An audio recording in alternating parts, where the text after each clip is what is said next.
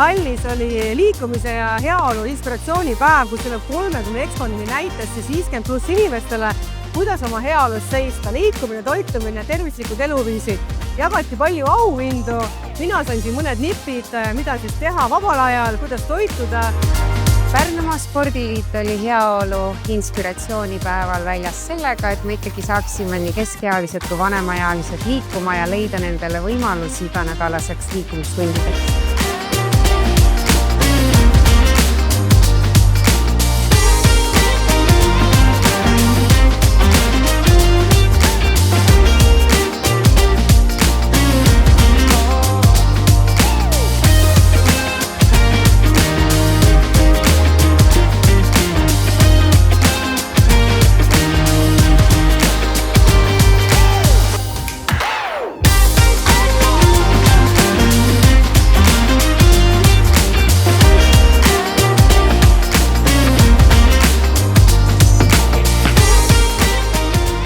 Päev oli siis avalöök tulevale liikumisaastale, et igakuiselt toimuvad meil nüüd erinevad liikumisüritused juhendatult siis Pärnu linnas ja Pärnu maakonnas. Inimesed olid rahul, väga palju rahvast käis, naeratavad näod, igastahes inimesed läksid siit ära inspiratsiooniga. Ma saan aru, et pooled jooksid siit trendi, nii et väga kihvt päev. Jälgige siis Hõbekobara Facebooki gruppi ja jälgige, mis Hõbekobar siis infot välja saadab. Alustame siis ka selliste juhendatud tegevustega igakuiselt, et olete kõik oodatud.